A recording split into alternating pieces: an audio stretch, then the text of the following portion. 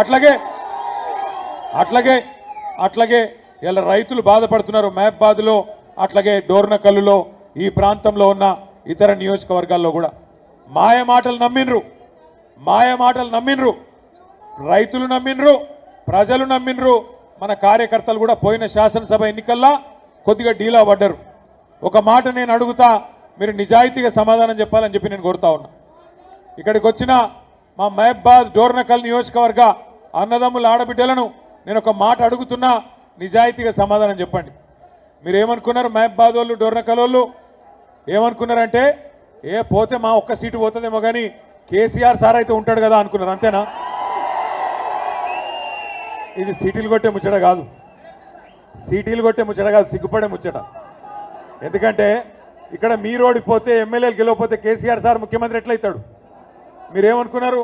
పోతే మా ఒక్క సీటు పోతుంది, పోతే మా ఒక్క ఎమ్మెల్యే పోతాడు, కానీ కేసీఆర్ ఉంటాడు కదా అనుకున్నారు.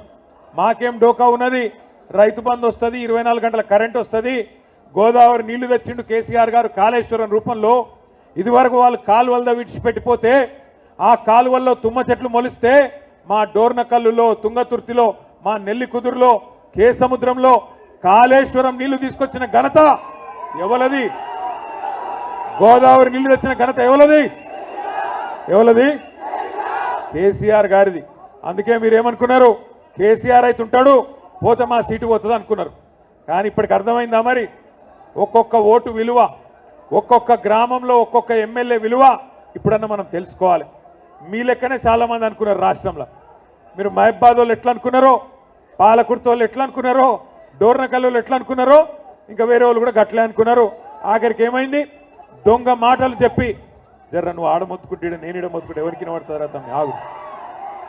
దొంగ మాటలు నేనేదో కోపంతో అంటలేను, బాధతో అంటలేను. దొంగ మాటలు చెప్పి ఇవాళ అధికారంలోకి వచ్చింది అడ్డదారిన కాంగ్రెస్ పార్టీ.